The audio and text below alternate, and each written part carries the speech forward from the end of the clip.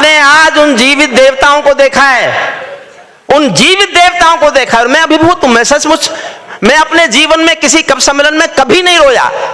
आज ने जाने कितनी बार मैं रोया, और मेरा मन करता था मैं भागूं, ऊपर आऊं और इन सैनिकों के, इन बेटों का पैर छू करके इनके पैर छू लूं और मुझे कुछ पुण्य इनके मिल जाएंगे जो इन्होंने देश के लिए किया, जो देश के लिए किया।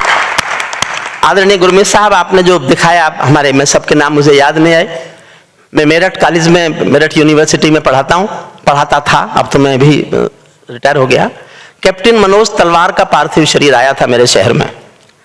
मैं उस पार्थिव शरीर को, अंतिम यात्रा जो होती है, उसमें शामिल हुआ था।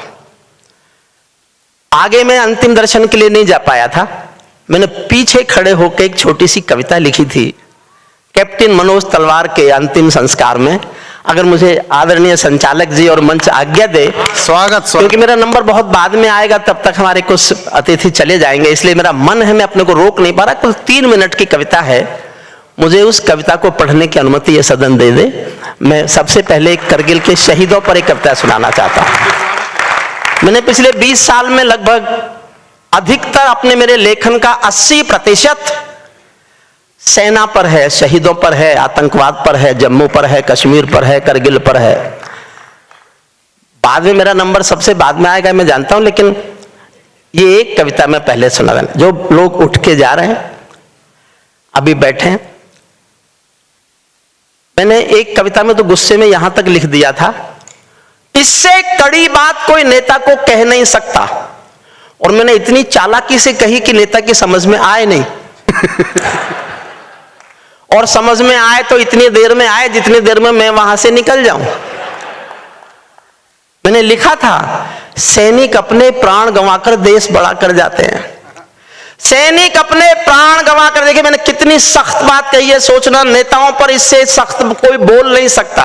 सैनिक अपने प्राण गंवाकर देश बड़ा कर जाते हैं, बलिदानों की बुनियादों पर राष्ट्र खड़ा कर जाते हैं। जिनको मां के बलिदानी बेटों से प्यार नहीं होगा, उन्हें तिरंगे को लहराने का अधिकार नहीं होगा।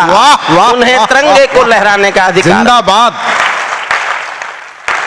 ये हैं वो लोग, ये हैं वो देवता, ये हैं वो रक्षक, ये हैं वो वर्दियां, ये हैं वो सैनिकों की आवाजें, सैनिकों के हौसले, जिनके कारण इस देश में सब त्योहार मन रहे हैं, हम सब लोग आराम, और हिंदुस्तान आजाद है, ये महसूस कराने का दम केवल भारत के सैनिक पर है, इसके सिवा किसी पर नहीं, किसी पर नहीं। मेरा एक दोस्त है अशोक चारण, उसने एक बात बताई, आप अरबपति हो, खरबपति हो, करोड़पति हो, टाटा जी हो, बिरला जी हो, अडानी जी हो, आप किसी को नौकरी के लिए बुलाइए और उससे कहिए मैं तुमको तनख्वाह दूंगा 1 लाख रुपया, 2 लाख रुपया, 5 लाख रुपया, 10 लाख रुपया, लेकिन तुमको मेरे लिए मरना पड़ेगा। एक व्यक्ति नहीं मिल सकता इस बात पर किसी भी अमीर से अमीर आदमी के लिए जो ये कह दे कि मैं तुम्हारे लिए मर सकता हूं। केवल सैनिक है, जानता है वो देश के लिए मरेगा, फिर भी छोटे से पैसे की नौकरी करने के लिए तैयार हो जाता है।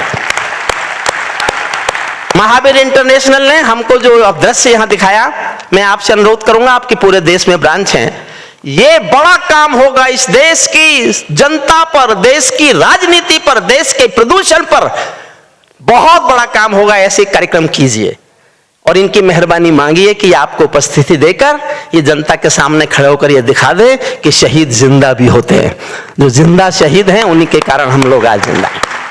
3 मिनट की एक कविता पढ़ना चाहता हूं, सबको समर्पित करता हूं।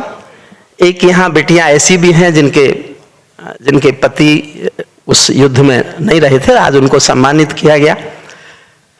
जब उनको हम देख रहे थे, मैंने जो मुझ पर भी गुजरी, मैंने उस अंतिम यात्रा में पीछे खड़े होकर गीली आंखों से एक छोटी सी कविता लिखी है, सुन लीजिएगा। फिर हमारा यशदीप कौशिक, बधाई देता हूं यशदीप कौशिक आपको कि आप अगर इतने अच्छे कार्यक्रम, मैं तो पहली बार उनसे मिल रहा हूं आज, लेकिन इस महान कार्यक्रम में मुझे लाकर जो मुझ पर उपकार किया है, मैं जीवन भर इसका एहसान कभी नहीं चुका सकता। मैं आदरणीय साहब, आप लोगों ने सचमुच, मैं इतना भावुक हूं। अरुण जेमनी मुझसे बार बार पूछता रहा, भाई साहब कैसे कविता पढ़ेंगे? मैंने कहा मैं कोशिश करूंगा कि हम कविता पढ़ने की मानसिक स्थिति में आ जाएं हम किसी तरह से। आप ये मान के सुनना कि क्योंकि कवि सम्मेलन होना तो है ही, हम तो इसीलिए आए। छोटी सी कविता सुन लीजिए। मैं केशव का 5 जन्म भी गहन मौन में खोया हूं। मैं गीतकार नहीं, हमारी बेटियां गीतकार बैठी, लेकिन भीतर कहीं, बहुत भीतर कहीं जब कुछ टूटता है तो ऐसा भी लिखा जाता है। मैं केशव का 5 जन्म भी गहन मौन में खोया हूँ। उन बेटों की याद कहानी लिखते लिखते रोया हूँ। उन बेटों की याद कहानी लिखते लिखते रोया हूँ। जिस माथे की कुमकुम बिंदी वापस लौट नहीं पाई, चुटकी झुमके पायल ले गई कुर्बानी की यमराई। कुछ बहनों की राखी जल गई है बर्फीली घाटी में, वेदी के गठबंधन मिल गए हैं करगिल की घाटी में। पर्वत पर कितने सिंदूरी सपने दफन हुए होंगे, बसंतों के मधुमासी जीवन हवन हुए होंगे। टूटी चूड़ी धुला महावर रूठा कंगन हाथों का, कोई मोल नहीं दे सकता बासंती जज्बातों का, कोई मोल नहीं। टूटी चूड़ी धुला महावर रूठा कंगन हाथों का, कोई मोल नहीं दे सकता बासंती जज्बातों का। जो पहले पहले चुंबन के बाद लाम पर चला गया, एक पल का एहसास जीना। और मैं 20 साल से पढ़ रहा हूं ये कविता, लेकिन इससे पवित्र मौका जहां मैंने जिनके लिए लिखी उनके चरणों में बैठ के पढ़ने का मौका मुझे महावीर इंटरनेशनल ने दिया, मैं इस बात को जीवन में कभी नहीं भूलूंगा। जो पहले पहले चुंबन के बाद लाम पर चला गया, नई दुल्हन की सेज छोड़कर युद्ध काम पर चला गया। उनको भी मीठी नींदों की करवट याद रही होगी, सबको परिवार याद आता है। उनको भी मीठी नींदों की करवट याद रही होगी, खुशबू में डूबी यादों की सलवट याद रही होगी, खुशबू में डूबी यादों की सलवट। और मैं अपने जीवन की सबसे अच्छी पंक्ति कर्नल गुरमीत सिंह जी आपके चरणों में भेंट करता हूं। मैंने इससे अच्छा जीवन में कुछ लिखा ही नहीं, रोया भी बहुत था, लेकिन मुझे लगा मैं जीवन में एक ही पंक्ति अच्छी लिख पाया हूं, वो पंक्ति आपको सौंपता हूं। मुझे दुआएं देना तालियों से, अगर ऐसी पंक्ति मैंने एक और लिख ली ना तो महसूस करूंगा मैं कवि हो गया हूं। जीवन की सबसे अच्छी पंक्ति सुनो। उनको भी मीठी नींदों की करवट याद रही होगी, खुशबू में डूबी यादों की सलवट याद रही होगी। उन आंखों की 2 बूंदों से 7 सागर हारे हैं, उन आंखों की 2 बूंदों से 7 सागर हारे हैं। जब मेहंदी वाले हाथों ने मंगलसूत्र उतारे हैं, जब मेहंदी वाले हाथों ने मंगलसूत्र उतारे हैं। गीली मेहंदी रोई होगी छुपके घर के कोने में। मैं एक ऐसी बिटिया को जानता था जहां मैं पढ़ाता हूं, वो एक फौजी से प्यार करती थी। ना बिटिया ने घर पे बताया, लड़की ने घर बताया, ना फौजी ने अपने घर बताया। दोनों ने शादी का भी तय कर लिया कि अगली छुट्टी में फौजी आएगा तो शादी करेंगे। वो लड़की उस फौजी के नाम की मेहंदी रचा रही है बैठी हुई, और जिस समय मेहंदी रचा रही है उसके नाम की, उसी समय खबर आती है फौजी शहीद हो गया। इस पल को जीना मेरे साथ। गीली मेहंदी रोई होगी छुपके घर के कोने में, ताजा काजल छूटा होगा चुपके चुपके रोने में। जब बेटे की अर्थी आई होगी सोने आंगन में, जब बेटे की अर्थी आई होगी सोने आंगन में, शायद दूध उतर आया हो बूढ़ी माँ के दामन में, शायद दूध उतर आया हो बूढ़ी माँ के दामन में। वो विधवा पूरी दुनिया का बोझा सर ले सकती है। संसार के किसी भी मुल्क में, किसी भी मजहब में स्त्री अर्थी को कंधा नहीं देती। करगिल के युद्ध में एक बेटा शहीद हुआ था, वीरेंद्र सिंह। भरतपुर के पास एक गांव है अजान। जब सेना के लोग उसका पार्थिव शरीर लेकर आए तो उसकी पत्नी गायत्री देवी नाम है उनका, उन्होंने अफसरों की मर्जी के खिलाफ, गांव के लोगों की मर्जी के खिलाफ शादी के दिन के कपड़े पहने और शमशान घाट तक अपने पति की अर्थी को कंधा दिया। ये दुनिया की पहली घटना थी जब कोई औरत अर्थी को, उसके बाद तो काफी घटनाएं घटी, लेकिन पहली घटना थी ये। मैंने इस पर एक लाइन लिखी है, आपका मन मांगती है, समर्थन मांगते सदन का सुनना। तब बेटे की अर्थी आई होगी सोने आंगन में, शायद दूध उतरवाया हो बूढ़ी माँ के दामन में। वो विधवा पूरी दुनिया का बोझा सर ले सकती है, वो विधवा पूरी दुनिया का बोझा सर ले सकती है, जो अपने पति की अर्थी को भी कंधा दे सकती है, जो अपने पति की अर्थी को भी कंधा दे सकती है। मैं ऐसी हर देवी के चरणों में शीश झुकाता हूँ, इसीलिए मैं कविता को हथियार बना कर गाता हूँ, इसीलिए मैं हथियार बना कर गाता हूँ। जिन बेटों ने पर्वत काटे हैं अपने नाखूनों से। देखिए आपने पहाड़ियां ऐसे चढ़े होंगे, मैंने कल्पना की है। अंतिम 6 पंक्तियां सैनिक के शौर्य पर बोल रहा हूं। मैंने सैनिक के शौर्य पर केवल 6 लाइन लिखी है इस कविता में, वो सुनिए। जिन बेटों ने पर्वत काटे हैं अपने नाखूनों से, उनकी कोई मांग नहीं है दिल्ली के कानूनों से, उनकी कोई मांग नहीं है दिल्ली के कानूनों से। जो सैनिक सीमा रेखा पर झुकतारा बन जाता है, उस कुर्बानी के दीपक से सूरज भी शर्माता है। गर्म दहानों पर तोपों के जो सीने अड़ जाते हैं, उनकी गाथा लिखने को अंबर छोटे पड़ जाते हैं। उनके लिए हिमालय कंधा देने को झुक जाता है। कुछ पल तो सागर की लहरों का गर्जन रुक जाता है। उस सैनिक के शव का दर्शन तीर्थ जैसा होता है। चित्र शहीदों का मंदिर की मूर्त जैसा होता है। चित्र शहीद। बहुत बहुत धन्यवाद। मुझे बस एक आज्ञा दे दीजिए, मेरी कमर में थोड़ी प्रॉब्लम है, पिछले दिनों बीमार हो गया था। मुझे बैठ के पढ़ने के लिए एक ताली बजा दीजिए एक बार, मैं फिर सुना। मैं ऐसा मानता हूं हमारा जो नया नेतृत्व है वो हर समस्या का हल कर देगा। डीजल 10 रुपए हो जाएगा, बुलेट ट्रेन हमारे घर से सवारी लेने आया करेगी। लेकिन कश्मीर से हमारे बेटे तिरंगे में लिपट कर आते रहे तो जनता जवाब तो मांगेगी, जनता जवाब तो मांगेगी। ये कैसे डरता पाकिस्तान। मैं 2 लाइन पढ़ रहा हूं, इस तेवर को आपने स्वीकार लिया तो यही कविता सुनाऊंगा, वरना मेरे पास ताली बजवाने वाली बहुत कविताएं। अनिल अग्रवंशी मुझसे ही सीखा है और ठीक नहीं सीखा।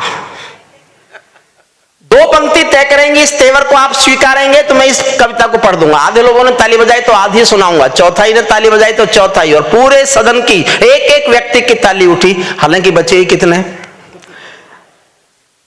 सबसे ज्यादा अरुण जैमिनी ने भगाए और खुद भाग गया। 2 लाइन तय करेंगे साहब, इस तेवर को आप स्वीकारेंगे। योद्धा बैठे हैं इसलिए इस कविता को सुनाना चाहता हूं, तो मैं पूरी कविता सुनाऊंगा। ये पाकिस्तानी गालों पर दिल्ली के चाटे होते, ये पाकिस्तानी गालों पर दिल्ली के चाटे होते, गर हमने 2 के बदले में 20 शीश काटे। वाह वाह वाह वाह वाह, यही सुनाऊं साहब? जिंदाबाद। एक बार तालियां उठाइए, ये पता ना लगे कि आप कम लोग हैं। हमारे सैनिकों का सर काटा गया और हम बातचीत करते रहे उस देश से।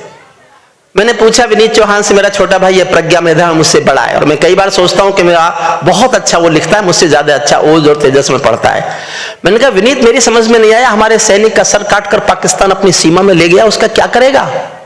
विनीत ने कहा भाई साहब उसकी फौज कायर है। समझना मैं बोलना क्या चाहता हूं। भाई साहब उसकी फौज कायर है। वो अपनी कायर फौज को शायद दिखाना चाहता होगा कि बहादुर हिंदुस्तानी फौजी बेटे का सर होता कैसा है, जो कट तो सकता है लेकिन कभी झुक नहीं सकता। जिंदाबाद। 10 सेकंड और मांगता हूं। मैंने इतने गुस्से में कविता क्यों लिखी, जल्दी से बताता हूं। मैंने एक कहानी पढ़ ली। कहानी यह थी कि एक पिंजरे में तोता था किसी के पास पालतू। एक दिन मालिक ने तोते से कहा मैं पड़ोसी गांव जा रहा हूं, तेरा खाना शाम तक का मैंने पिंजरे में रख दिया है, खा लेना। तोता बोला मालिक उस गांव में मेरे गुरुजी रहते हैं। मालिक बोला तो मैं क्या करूं? बोले मेरी राम राम तो बोल सकते हो।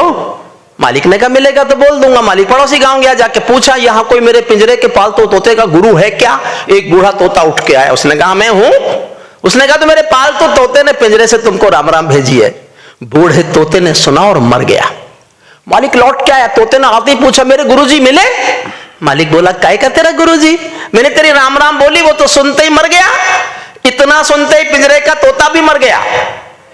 मालिक ने जब पिंजरे का दरवाजा खोला तो तोते की आत्मा कहती चली गई कि मालिक तुम समझे नहीं, मेरे गुरु ने मेरे लिए संदेश भेजा है कि जिसको आजाद होना है उसे मरना आना चाहिए। और ये बात मैंने आपको केवल इसलिए सुनाई, भारत 1947 में आजाद हुआ, लेकिन फिर कभी एक साथ खुले हाथों से मरने के लिए तैयार नहीं हुआ, इसलिए खंडों में मरता रहा। कभी पठानकोट में मरा, कभी बंबई में मरा, कभी संसद में मरा, कभी उरी में मरा, कभी अनंतनाग में मरा, कभी कहीं कभी कहीं।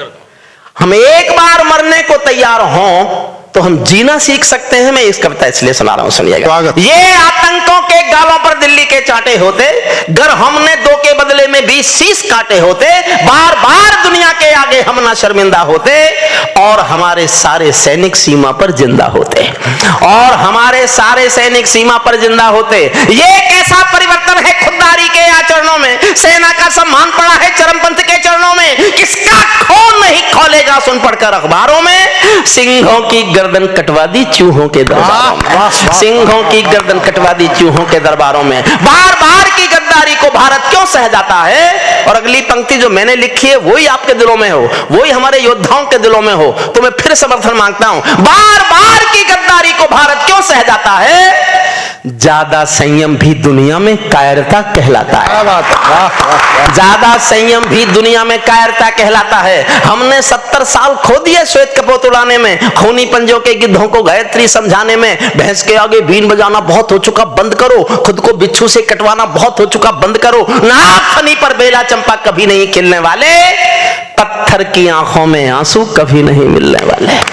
बंदूकों की गोली का उत्तर सद्भाव नहीं होता, हत्यारों के लिए हिंसा का प्रस्ताव नहीं होता, कोई विषधर कभी शांति के बीज नहीं बो सकता है, और भेड़िया शाकाहारी कभी नहीं हो सकता है। और भेड़िया, जोश कम मत कीजिए, मैं आपका जोश चाहता हूं। और भेड़िया शाकाहारी कभी नहीं हो सकता है।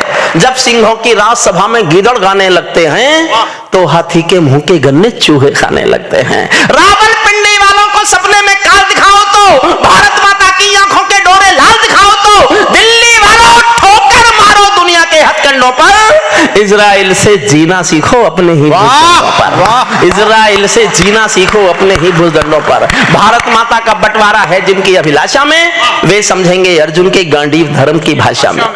और साहब कब तक देखेंगे तिरंगे में लिपटे हुए अपने बेटों को? कब तक रोज तिरंगे में आएंगे हमारे बेटे लिपट कर? मैं दुखी होकर एक बात बोल रहा हूं, यह सिद्धांत नहीं है, लेकिन अगर आदमी बहुत बीमार हो तो भगवान से कभी कभी कहता है या तो मुझे उठा ले या मुझे ठीक कर दे। उसी एहसास से एक पंक्ति जन्मी है। मैं देखना चाहता हूं हैदराबाद के लोग महावीर इंटरनेशनल के इस आयोजन में मेरे बात का कितना समर्थन करते हैं। भारत माता का बंटवारा है जिनकी अभिलाषा में, वे समझेंगे अर्जुन के गांडीव धर्म की भाषा में। फूल अमन के कभी नहीं खिलते कायर पर पार्टी में, नेहरू जी के श्वेत कबूतर मरे पड़े हैं घाटी में। दिल्ली वालों अपने मन को बुद्ध करो या कुछ करो, कश्मीर को दान करो या गद्दारों से युद्ध करो। कश्मीर को दान करो या गद्दारों से युद्ध करो। जिंदाबाद। जेल भरे क्यों बैठे हैं हम आदमखोर दरिंदों से? आजादी का दिल घायल है जिनके गोरख धंधों से। घाटी में आतंकवाद के कारक बने हुए हैं जो, बच्चों की मुस्कानों के संहारक बने हुए हैं जो, उन जहरीले नागों को भी दूध पिलाती है दिल्ली, मेहमानों जैसी बिरयानी चिकन खिलाती है। क्या बात, वाह वाह वाह वाह वाह। और जानते हो ये अजहर मसूद कौन है? ये वही है जिसको भारत सरकार हवाई जहाज में बिठा के कंधार छोड़ने गई थी। हवाई जहाज का अपहरण हुआ था 1999 में, 2000 में। आदरणीय प्रधानमंत्री थे अटल बिहारी वाजपेयी जी, उन्होंने 36 कैदी मांगे थे, 3 छोड़े। मैंने तब विरोध किया और मैंने प्रधानमंत्री जी को तब कविता सुनाई जाके। बोले क्या करते? मैंने कहा जो किया ये तो बिल्कुल मत करते। मैंने तब लिखा, अगर मेरी बात माननी होती तो आज ये समस्या ही नहीं होती। मैंने तब लिखा था जब हवाई जहाज के अपहरण के बदले हमने 3 आतंकवादी छोड़ दिए थे। मैंने तब कहा था जब हत्यारों ने इंसानी रिश्ते नाते त्यागे थे और फिरौती में दिल्ली से 36 कैदी मांगे थे, तब दिल्ली वालों ने केवल निर्णय एक लिया होता, 36 के 36 को तोप के मुंह से बांध दिया होता, 36 के 36 के तोप से मुंह से बांध दिया होता, और चुनौती दे दी होती सीधे रावलपिंडी को। भीष्म पिता में क्षमा नहीं कर सकते और शिखंडी को। काश हमारी दिल्ली की आंखों में काल दिखा होता और अटल जी की आंखों में डोरा लाल दिखा होता। नयन तीसरा डमरू वाले शिव ने खोल दिया होता, लाल किले पर सीना ठोक के हमने बोल दिया होता, अगर खरोंचे भी आए जो भारत के बाशिंदों को, जिंदा एक नहीं छोड़ेंगे बंदी पड़े दरिंदों। वाह वाह, क्या बात, वाह, जिंदाबाद। और पहली बार देखने को मिला अभिनंदन जब पाकिस्तान के पास था, तब ये भाषा बोली गई केवल 24 घंटे, और वो मुल्क घुटनों पे आया और अभिनंदन हमारा वापस आया। अभिनंदन वापस आया। पहली बार ये भाषा बोली गई थी, पहली भाषा कि वो कत्ल की रात होगी। मैं कहना क्या चाहता हूं, जिनके कारण पूरी घाटी जली दुल्हन सी लगती है, पूनम वाली रात चांदनी चंद्र ग्रहण सी लगती है, जिनके कारण मां की बिंदी दाग दिखाई देती है, वैष्णो देवी मां के घर में आग दिखाई देती है, उनके पैरों बेड़ी जकड़े जाने में देरी क्यों है? उनके फन पर एड़ी रगड़े जाने में देरी क्यों। वाह वाह वाह वाह वाह वाह वाह। मैंने 29 साल यूनिवर्सिटी में संविधान पढ़ाया, तब बोलता हूं सुनना, काश्मीर में एक विदेशी देश दिखाई देता है, काश्मीर में एक विदेशी देश दिखाई देता है, संविधान को ठुकराता प्रवेश दिखाई देता है, वे घाटी में भारत के झंडों को रोज जलाते हैं, सेना पर हमला करते हैं, खूनी फाग मनाते हैं, हम दिल्ली की खामोशी पर शर्मिंदा रह जाते हैं, भारत मुर्दाबाद बोलकर वे जिंदा रह जाते हैं। वाह वाह वाह वाह वाह। भारत मुर्दाबाद बोलकर वे जिंदा रह जाते हैं। और मैं कितना गुस्सा कर सकता हूं, योद्धा बैठे इसलिए पढ़ रहा हूं, मैंने पढ़ना वरना बंद कर दिया है। 8 दिन हो गए थे उरी पर हमला हुए, भारत सरकार ने कोई फैसला नहीं किया, मैंने 2 लाइन लिखी थी, वो पहुंच गई थी दरबार में, उसके बाद हुआ स्ट्राइक। मैं कितने गुस्से में था आप सोच नहीं सकते। और आपको लगे कि देश के लिए, मेरे दिल में देश के सिवा कुछ है ही नहीं, पीछे से बता रहे थे हुई नहीं, मेरे दिल में सिर्फ देश है, मैंने किसी लड़की को भी नहीं आने दिया इस दिल में, विश्वास कीजिए। पीछे ऐसे बैठे जिनके कई आ गई। मैं कितना गुस्सा कर सकता हूं, मैं योद्धाओं के चरणों में पंक्ति रखता हूं, मैं देश के लिए अपने गुस्से को कहां तक ले जा सकता हूं। मैंने 8 दिन तक जब कोई फैसला नहीं हुआ तो मैं कितने गुस्से में आ गया था सुनना। और आपको लगे देश के लिए गाने वाले किसी कवि को इतना हक होना चाहिए, तो मैं अपने हक पर मोहर चाहता हूं, चुप मत रहना। जिंदा काश्मीर में एक विदेशी देश दिखाई देता है, भारत मुर्दाबाद बोलकर वे जिंदा रह जाते हैं, भारत मुर्दाबाद बोलकर वे जिंदा रह जाते हैं। शायद तुम भी सत्ता मद के अहंकार में बैठे हो, क्या 17 मंत्री मरने के इंतजार में बैठे हो? क्या 17 मंत्री मरने के इंतजार में बैठे हो? सेना पर पत्थरबाजों को कोई इतना समझा दो। और मदद चाहता हूं आपकी, सबका समझदारी से, सबका समर्थन चाहता हूं, अपने योद्धाओं के चरणों में रखता हूं, उनका समर्थन मांगता हूं। सेना पर पत्थरबाजों को कोई इतना बतला दो, ये गांधी के गाल नहीं है, उनको इतना समझा दो। ये गांधी के गाल नहीं है, उनको इतना समझा दो। दिल्ली वालों, सेना को भी कुछ निर्णय ले लेने दो, एक बार पत्थर का उत्तर गोली से दे लेने दो, एक बार पत्थर का उत्तर गोली से दे लेने दो। जब चौराहों पर हत्यारे महिमा मंडित होते हो, मैं बहुत जोश में पढ़ूंगा और मेरा अनुरोध है जोश में सुनना। जब चौराहों पर हत्यारे महिमा मंडित होते हो, भारत मां की मर्यादा के मंजर खंडित होते हो, जब कच्छ भारत के नारे हो, गुलमर्गा के गलियों में शिमला समझौता जलता हो बंदूकों की नलियों में, तो केवल आवश्यकता है हिम्मत की, खुददारी की। दिल्ली केवल 2 दिन की मोहलत दे दे तैयारी की, सेना को आदेश थमा दो, घाटी गैर नहीं होगी। जहां तिरंगा नहीं मिलेगा उनकी खैर नहीं होगी, जहां तिरंगा नहीं मिलेगा, जहां तिरंगा नहीं मिलेगा उनकी खैर नहीं होगी। बर्मा बांग्लादेश तलक सीमा पर ऐंठे रहते थे और हमारे नेता चूड़ी पहने बैठे रहते थे। दिल्ली डरी डरी रहती थी पाक चीन की बॉर्डर पर, सेना बांधे हाथ खड़ी रहती थी किसके ऑर्डर पर? दुनिया को एहसास कराओ, हम निर्णय ले सकते हैं, हम भी ईंटों का उत्तर पत्थर से दे सकते हैं। अब तो वक्त बदलना सीखो, डरते डरते जीने का। दुनिया को एहसास कराओ 56 इंची सीने, दुनिया को एहसास कराओ 56, अंतिम पंक्तियां पढ़ता हूं, दुनिया को एहसास कराओ 56 इंची सीने का। सिंहासन के माने होते हैं सिंहों का आसन हो, कायरता से दूर अटल संकल्पों का अनुशासन हो, राजमहल के आचरणों की गंध हवा में जाती है, राजा कायर हो तो बिल्ली सिंहों को धमकाती है। क्या बात, अगली पंक्ति विदा करना। बहुत बहुत बधाई, बहुत बहुत धन्यवाद इंटरनेशनल ग्रुप को, अपने योद्धाओं को। हमने तीर्थ किया और इस तीर्थ को हम जीवन में कभी नहीं भूलेंगे। मैंने तो 40 साल में इससे बड़ा कोई फंक्शन नहीं देखा।